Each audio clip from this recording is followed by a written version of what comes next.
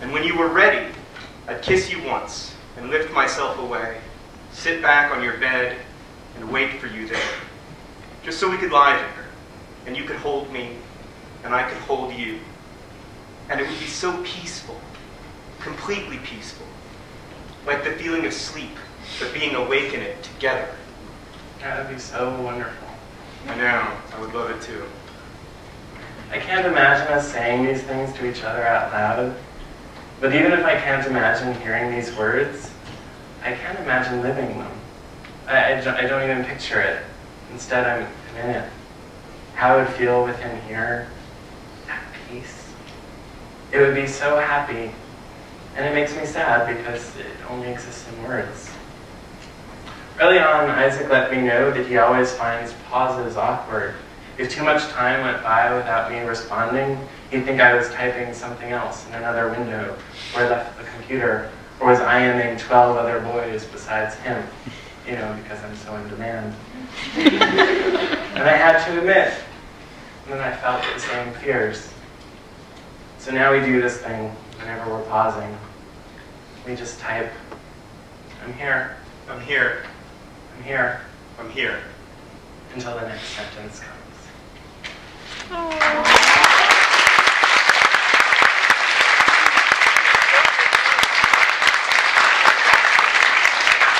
Alrighty, now we're going to do the risky thing and open it up to questions. Usually there is that slight 30-second to 45-second pause where nobody wants to raise their hand first. That is, in fact, what I'm talking in right now. This is that pause, so all of you are overcoming your awkwardness and shyness. Quite frankly, this doesn't seem like a very shy group at all. And so when I'm done talking and John is done doing whatever he's doing with the whatever it is, then we're going to begin, although if he keeps taking so much time, I'm just going to start. And all right, are we there yet? Yes, okay, there. Why did it take 5 years to write? We wrote a bunch of other books in the meantime. Is the answer no, because we really started talking it before you'd really gotten into Catherine's and before I was probably next up was Wide Awake for me. Mm-hmm. You finished on Possibility, yeah. Yeah, and so really what would happen is we'd talk about it and we'd exchange chapters, or we'd go through the chapters, but then another idea would strike and we'd sort of both put it aside and we'd write another book, and then we'd come together and we'd work on it more. And in truth, it was actually probably the first draft was probably done 2 years ago, but we spent a good amount of time revising it, not because the first draft was bad, but because we really wanted to make sure that it synced up and that it wasn't two novels written by two different authors that sort of crashed in the middle, but that it actually worked as a novel through and through. And that was probably my favorite part of it, was doing that, because I don't often get to do that, but that was what I did. Yeah, we had the luxury of being able to spend a lot of time in revision, and when I have that luxury, I take it. Yeah. Also, I like your sweatshirt. But that's not why it took 5 years.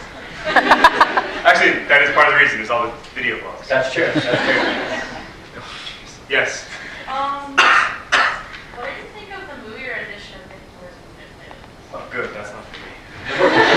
Well, John, what did you think of the movie rendition? I liked it. Yeah, I liked it. I saw it at the theater, and then we owned the DVD. We bought the DVD. Thank you. That didn't help you in any way, but I was happy to buy it. Yeah, I love Michael Cera. I think he's adorable, and yeah, and you feel, more importantly, you feel that you could. Yeah. I love the movie. I'm one of the very few authors in the world who says that about their movies, and actually means it. But we were very lucky that we were heavily involved in the movie from the get-go, and they totally captured the spirit of the book. From the get-go, we knew that it wasn't going to be page to screen identical. We didn't want it to be. And they did lots of things in the movie that would have really not worked in a book, like the gum. And so it just was an amazing experience. So it's very cool. I mean, even if you have a bad movie made out of your book, it becomes like this 2-hour commercial for your book, which is great for a time. But we were lucky because it worked through and through. And we were not expecting. We thought we were going to like it a lot because we loved everybody involved. But we really felt that we were never going to love it as truly as we loved the book, because we really, both Rachel and I, that book is the best writing experience we've ever had, and will probably ultimately be the best experience we'll ever have, just because every part of it was magic. So when we first saw the movie in the screening room, it was really funny. We were just blown away. Like, we were in tears. The lights went up. We looked at each other, and we were just, oh my god. And then, famously, we then went into the lobby of the Sony screening room and to call the movie agent who made everything possible. And we were like jumping up and down and screening. And of course, security asked us to quiet down or leave. Let us have a moment here. But yeah, it was awesome. Is the Paper Towns movie going to be awesome? It won't get made, so yes, but in a very abstract sense of awesome. I would be very surprised if they ever made it, which is, since I can say this now that the live stream broke, is fine by me. Well, I don't really, David has had a wonderful experience in Hollywood, and that is literally a miracle. Yes. Everyone else, including me, has miserable experiences because they're bad people. And I think that's a known fact. There are like 5 or 6 good people. Well, there are nice people in Hollywood. They just don't have $30 million to make a movie. The people who have $30 million, even the people who made I know some of them, and they're not very nice. All the people who are in the movie and the director, all those people are nice. But the money people, not as nice. Not some nicer than others. Some nicer than others. Okay, anyway. Yeah, I mean, I wrote a script and I did the best I could, and they think it's too literary, and I don't really want to change it anymore, and they stopped wanting to pay me, so that's that. I think that's the story usually. In a way, it's really good. Like I always really wanted Looking for Alaska to be made into a movie more than any of the other ones, and but I think it's been really good for the life of the book that it hasn't been made into a movie. Actually, David and I were just talking about it. Sometimes if they make a really good movie that does very well, it's great for the life of the book. Sometimes it can actually hurt the life of the book because they put the actors on the cover, and then if the movie bombs, it only helps for a couple weeks. And Alaska, is a great, has done very well over the years, and so yeah, I'm okay with it, and I'm not just saying that. He leaves himself asleep every night. I love my job, man. I don't want it to be. We tried to sell it on every different angle. For a while, they were actually going to turn Paper Towns into the 9th Saw movie. Where'd she go? I know where she went.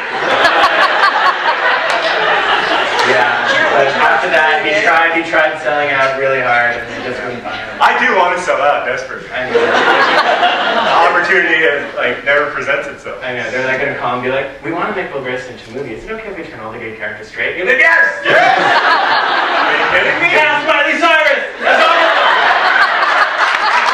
Can you also turn into girls? Yeah. Alright, we tend to answer each question and it takes like 15 minutes. Yeah. Let me try to speed it up. Alright, yes. Where do you have to tank? I can't answer that question. Oh, that's a joke.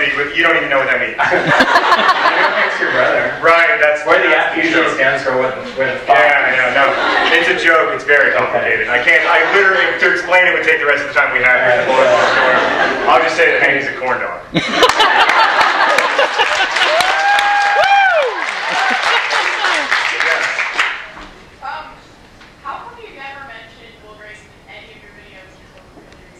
Well, because I hate it. 2 reasons. First off, I wrote a lot of Will Grayson before Brotherhood 2.0.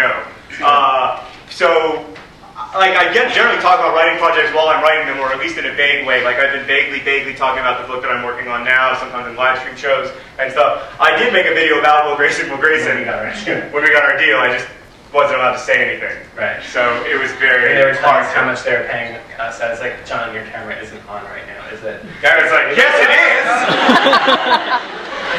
It's always on.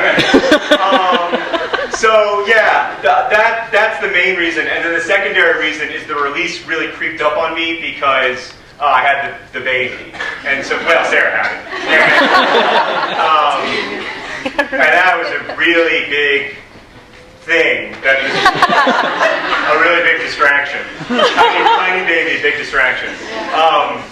But yeah, I mean, that said, I can't think of something. I don't really like any of my books, but I really like David's half of Will Grayson. Your turn. I feel like we're ignoring one side, so I'm going to. What do you find most rewarding being authors?